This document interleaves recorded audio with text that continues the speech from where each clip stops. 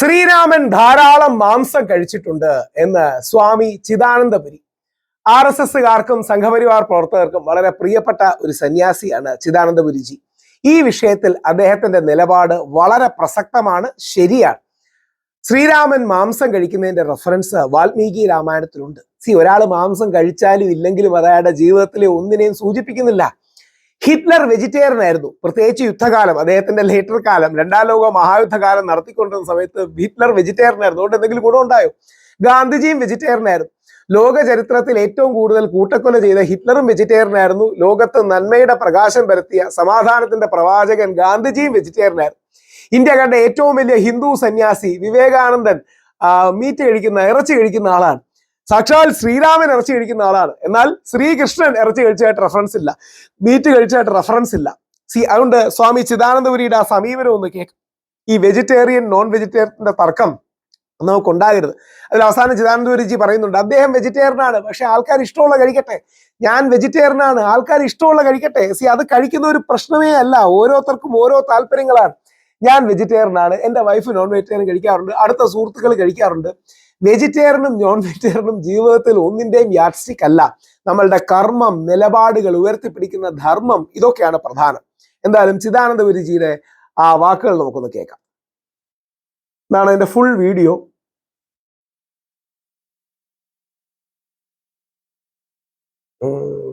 രാമനും ലക്ഷ്മണനും ഒക്കെ ധാരാളം മാംസം കഴിച്ചത് കാണാനുണ്ട്. വാൽമീകി രാമായണമാണല്ലോ ആധികാരികമായ പ്രാമാണികമായ രാമായണം. വാൽമീകി രാമായണമാണ് രാമന്റെ ജീവചരിത്രം സ്പഷ്ടതമായി നമ്മുടെ മുമ്പിൽ നമുക്ക് ലഭിക്കുന്നത്. വാൽമീകി രാമായണം വായിച്ചു കഴിഞ്ഞാൽ പല സന്ദർഭങ്ങളിലും രാമനും ലക്ഷ്മണനും ഒക്കെ ധാരാളം മാംസം കഴിച്ചത് കാണാനുണ്ട്. അപ്പൊ എന്തുകൊണ്ടാ ശ്രീകൃഷ്ണന്റെ കാര്യത്തിൽ എതിർപ്പ് വരുന്നത്? വേറൊന്നും കൊണ്ടല്ല, ശ്രീകൃഷ്ണൻ അങ്ങനെ ചരിത്രത്തിൽ കഴിച്ചതായിട്ട് രേഖകളില്ല. ഒന്ന്, രേഖകളില്ല. രണ്ട്, സെൻസിറ്റീവായ ഒരു വിഷയത്തിൽ അനാവശ്യമായ വിവാദം ഉണ്ടാക്കേണ്ട ആവശ്യമില്ല. ഇതാണ് അതിലെ കോണ്ടെക്സ്റ്റ്. ആ കോണ്ടെക്സ്റ്റ് നമ്മൾ മനസ്സിലാക്കണം. അവിടെ ശ്രീരാമൻ നോൺ വെജിറ്റേറിയൻ കഴിച്ചത്, മാംസം കഴിച്ചതിന് ഒക്കെയുള്ള ചരിത്രത്തിൽ വാൽമീകി രാമായണത്തിൽ എവിഡൻസ് ഉണ്ട്. എന്നാൽ ശ്രീകൃഷ്ണൻ അങ്ങനെയല്ല. അപ്പോൾ ഒരു സെൻസിറ്റീവായ വിഷയത്തിന്റെ പേരിൽ അത് വീണ്ടും ഒരു വിവാദമാക്കണ്ട. ഇതിൽ തന്നെ താഴെ ചിത്രത്തിൽ ശ്രീരാമൻ കഴിക്കുന്ന വെച്ചാരോ ചിത്രീകരിച്ചിട്ടുണ്ട്. അത് ഞാൻ കൊടുക്കാത്തത് വേറെ ഒന്നും കൊണ്ടല്ല, അനാവശ്യമായ വിവാദങ്ങൾ നമ്മൾ ഉണ്ടാക്കരുത് എന്ന് വിചാരിച്ചാണ്. എന്നാൽ നോൺ വെജിറ്റേറിയൻ പ്രശ്നവൽക്കരിക്കുകയും ചെയ്യരുത്. ഇതാണ് അതിന്റെ ബാലൻസ്. ഇപ്പൊ ഉദാഹരണം അദ്ദേഹം ചോദിക്കുന്നുണ്ട്, ചിദാനന്ദപുരി സ്വാമി ചോദിക്കുന്നുണ്ട്, വെല്ലുവിളിക്കുകയാണ്, ആർക്കെങ്കിലും വിവേകാനന്ദ സ്വാമി നമ്മുടെ ഇതല്ലെന്ന് പറയാൻ കഴിയുമോ? വിവേകാനന്ദ സ്വാമി ഹിന്ദു അല്ലെന്ന് പറയാൻ കഴിയുമോ? ഇന്ന് നമ്മൾ കാണുന്ന ഹിന്ദു എന്ന് പറയുന്ന പല സംവിധാനങ്ങളും ഉണ്ടാക്കുന്ന സ്വാമി വിവേകാനന്ദൻ മത്സ്യം കഴിക്കുന്ന ഒരാളാണ്, നോൺ വെജിറ്റേറിയൻ കഴിച്ചിട്ടുള്ള ആളാണ്. അദ്ദേഹം തന്നെ പറയുന്നുണ്ട്. എന്റെ ഇതൊന്നും എടുക്കാമോ? കുറച്ചൊന്നുമല്ല, ഇത്രക്കൊക്കെ വേണമെന്ന് വരെ നമുക്ക് തോന്നുന്ന അത്രയ്ക്ക് അളവില് ലക്ഷ്മണൻ കൊണ്ടുവരും. കാരണം ഒരിക്കലും ചേട്ടനും അമ്മയ്ക്കും അച്ഛനുമുള്ളൂ, രാമനും സീതയ്ക്കും ഒരു കുറവും ഉണ്ടാവരുത്. ആവശ്യത്തിൽ അതൊക്കെ പിടിച്ച് ജന്തുക്കളെ കൊണ്ടുവരുന്നതായിട്ട് പറയുന്നതാണ്. എന്താ കുഴപ്പം? അതാണ് പോയിന്റ്. എന്താ കുഴപ്പം? ഒരു കുഴപ്പമില്ല. മാംസം കഴിക്കാൻ പാടില്ലേ? മാംസാഹാരമൊക്കെ മഹാപാതകമാണെന്നുള്ള രീതിയിൽ പ്രചരണം കൊടുത്തു. നല്ല രസമാണ്. ഗീതാ പ്രസിന്റെ പുസ്തകമൊക്കെ നമ്മൾ വായിച്ചു കഴിഞ്ഞാൽ രാമായണമൊക്കെ എത്ര കഷ്ടപ്പെട്ടിട്ട് മാംസം എന്നുള്ളതിനെ വളച്ചൊടിച്ച് വ്യാഖ്യാനിച്ചൊരു പച്ചക്കറിയാണ്, പഴമാണെന്ന് വരുത്തി തീർക്കാൻ വേണ്ടി പെടുന്ന ഭയങ്കര ഇന്റലക്ച്വൽ ഓണസ്റ്റിയാണ്. അതായത് ഇദ്ദേഹവും ഞാനും കൂടെ ഒരുപാട് വിഷയങ്ങളിൽ എതിരഭിപ്രായമുണ്ട്. ഇപ്പം ശബരിമലയിലെ അയ്യപ്പന്റെ മുസ്ലിം സുഹൃത്തായ വാവരടക്കമുള്ള വിഷയങ്ങളിൽ സ്വാമിജിയോട് എതിർപ്പുണ്ട്. പക്ഷേ ഈ പറയുന്ന സത്യമാണ്. ഒരു കാര്യമില്ലാതെ ഗീതാ പ്രസിന്റെ ഒക്കെ പുസ്തകം കഴിഞ്ഞ നൂറ്റാണ്ടിലുണ്ടായ ഒരുപാട് പേർ മാംസമല്ല, യഥാർത്ഥത്തിൽ സസ്യാഹാരമാണ് ഇവർ ഉദ്ദേശിച്ചതെന്നൊക്കെ പറഞ്ഞ് ദുർവ്യാഖ്യാനം ചെയ്യുന്നുണ്ട്. അതിനൊന്നും ആവശ്യമില്ല. ശ്രീരാമൻ നോൺ വെജിറ്റേറിയൻ കഴിച്ചു എന്ന് നമ്മൾ പറയുന്നതിൽ ഒരു തെറ്റുമില്ല. അല്ല, മാംസം എന്ന് പറഞ്ഞാൽ ശരിയാ, മാംസം, പച്ചക്കറി, പഴത്തിന്റെ മാംസളമായ ഭാഗം ഇല്ലേ? മാങ്ങയുടെ എന്താ നമ്മൾ കഴിക്കുക? മാംസമാണ് കഴിക്കുക. പഴുത്ത മാങ്ങയുടെ മാംസമാണ് നമ്മൾ കഴിക്കാറ്, അല്ലേ? അല്ല, ആണല്ലോ? അതെ, സംശയമില്ല. അല്ലാന്ന് പറഞ്ഞാലും അതെ. കാരണം മാംസം എന്നുള്ള പദത്തിന്റെ അർത്ഥം നോക്കുക. അതില് പഴത്തിന്റെ മൃദുലമായ ഭാഗം, ജന്തുക്കളുടെ ചർമ്മത്തിനുള്ളിൽ അസ്ഥിക്ക് പുറത്തായിട്ടുള്ള ഭാഗം എന്നുള്ള രീതിയിലൊക്കെ തന്നെയാണ് മാംസത്തിന് അർത്ഥം പറയുന്നത്. എല്ലാത്തിനും അത് തന്നെയാണ്.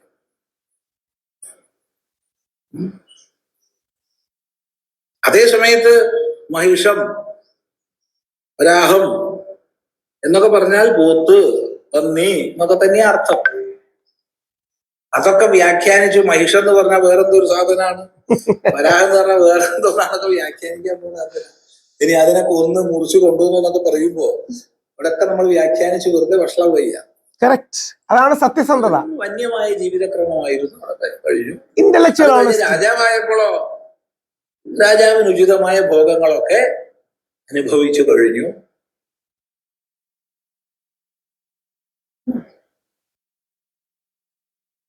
ഇന്നും നമ്മള് ബംഗാളത്തിലൊക്കെ പോയി കഴിഞ്ഞാൽ ബംഗാളില് ക്ഷേത്രത്തിലെ പൂജകന്മാര്, തന്ത്രിമാര് എല്ലാവരും 99.9 പേരും മദ്യം കഴിക്കും, മത്സ്യം കഴിക്കുന്നവരാണ് ബംഗാളില്. മത്സ്യത്തിന് എന്താ കഴിക്കുക? പൂവാണോ അല്ല മുട്ടോ എലിയോ? എന്താ കഴിക്കുക?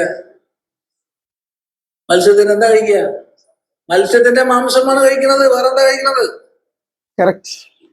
പൂജിക്കാൻ പോകുമ്പോ മീൻ പിടിച്ചിട്ടാണെങ്കിൽ കൊണ്ടുപോയി അമ്പലത്തിന് മുമ്പിലവിടെ വെച്ച് അകത്ത് പോയി പൂജയൊക്കെ കഴിഞ്ഞ് മീൻ എടുത്തു പോയി കറി വെച്ചുണ്ടാക്കും. അതവര് ഹിന്ദുക്കളല്ലേ? വിവേകാനന്ദ സ്വാമികളൊന്നും ഹിന്ദു അല്ലേ? സ്വാമികളെ മത്സ്യം കഴിക്കുന്ന ആളാ. അല്ല, ഹിന്ദു അല്ല എന്ന് പറയൂ ആരെങ്കിലും? അറിയില്ല. ഈ ബൗദ്ധ തലയിൽ കയറിയിട്ടുള്ള ആരെങ്കിലും വിവേകാനന്ദ സ്വാമി ഹിന്ദു അല്ല എന്ന് പറയാൻ ധൈര്യമുള്ള ആരെങ്കിലും ഉണ്ടോ? ലോകത്തിന്റെ മുമ്പിൽ be proud, I am a Hindu എന്ന് ഗർജിച്ച ആളാണ് വിവേകാനന്ദ സ്വാമി. ഹിന്ദു അല്ലെന്ന് പറയാൻ അല്ല മുഖ്യത്വം എന്ന് മനസ്സിലാക്കുക. രാമൻ പ്രധാനം. അതൊന്നും അല്ല. പച്ചക്കറിയും കഴിച്ചിട്ടുണ്ട്, പഴവും കഴിച്ചിട്ടുണ്ട്, വെള്ളവും കുടിച്ചിട്ടുണ്ട്, പട്ടിണി കിടക്കണ്ടപ്പോ പട്ടിണിയും കിടന്നിട്ടുണ്ട്, കിട്ടിയപ്പോ നല്ല നിറച്ചിയും കഴിച്ചിട്ടുണ്ട്.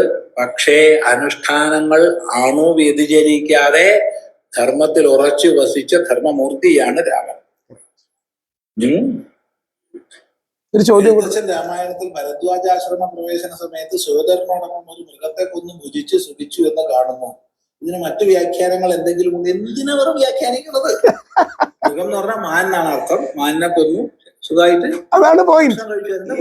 എന്തിനാണ് നമ്മൾ വ്യാഖ്യാനിച്ച് രക്ഷപ്പെടാൻ നോക്കുന്നത്? ഇല്ല.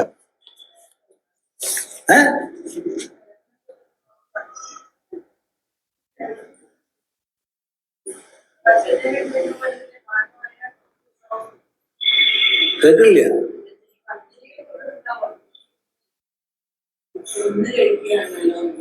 പിന്നെ കൊല്ലാണ്ട് പച്ച കഴിക്കാൻ പറ്റും. പച്ച കഴിക്കണ അതേപടി വിഴുങ്ങണത് സർപ്പമൊക്കെയാണ്, കൊല്ലാണ്ട് വിഴുങ്ങുക. സർപ്പം, അതുപോലെ ഉരകങ്ങള് അല്ലേ? ഉരകങ്ങള് അങ്ങനെ വിഴുങ്ങും. വലിയ പശുക്കുട്ടീനെയൊക്കെ, വലിയ മാൻകുട്ടീനെയൊക്കെ ഉരകങ്ങൾ അങ്ങനെ വിഴുങ്ങും. മനുഷ്യരങ്ങനല്ലോ. അല്ലാതെ ഈ പല്ലുകള്, കൈകാൽ ഭേദങ്ങളുള്ള ജന്തുക്കളൊക്കെ പിടിച്ചു കൊന്നിട്ട് തന്നെയാണ് പൊതുവെ കഴിക്കാറ്.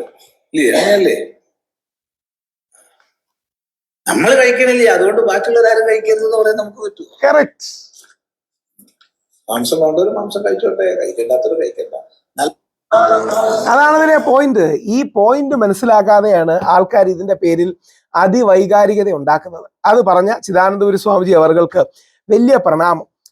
ഇത്തരത്തിൽ അദ്ദേഹത്തോട് 1-2 വിഷയങ്ങളിൽ അഭിപ്രായ വ്യത്യാസമുണ്ട്. നേരത്തെ പറഞ്ഞ പോലെ വാവരുടെ അടക്കമുള്ള വിഷയങ്ങളിൽ അഭിപ്രായ വ്യത്യാസമുണ്ട്. പക്ഷേ ഈ ഒരു മിതവാദത്തിന്റെ പാതയിലേക്ക് പോകണം. ഒരു വെജിറ്റേറിയൻ എക്സ്ട്രീമിസം നമുക്ക് ആവശ്യമില്ല. വെജിറ്റേറിയൻ അതിവാദം നമുക്ക് ആവശ്യമില്ല. വെജിറ്റേറിയൻ ഉണ്ട്, നോൺ വെജിറ്റേറിയൻ ഉണ്ട്. ആൾക്കാർ എന്ത് കഴിച്ചു എന്നല്ല, എന്തെങ്കിലും കഴിച്ചോ എന്ന് അന്വേഷിക്കുന്നതാണ് ഒരു സമൂഹത്തിന്റെയും ഗവൺമെന്റിന്റെയും ഉത്തരവാദിത്വം. ആൾക്കാർ എന്ത് കഴിച്ചു എന്നുള്ളതല്ല, എന്തെങ്കിലും കഴിച്ചോ എന്നുള്ളതാണ് ചോദിക്കുന്നതാണ് ഓരോ സമൂഹത്തിന്റെയും ഉത്തരവാദിത്വം. ജയ് ഹിന്ദ്, വന്ദേ മാതരം.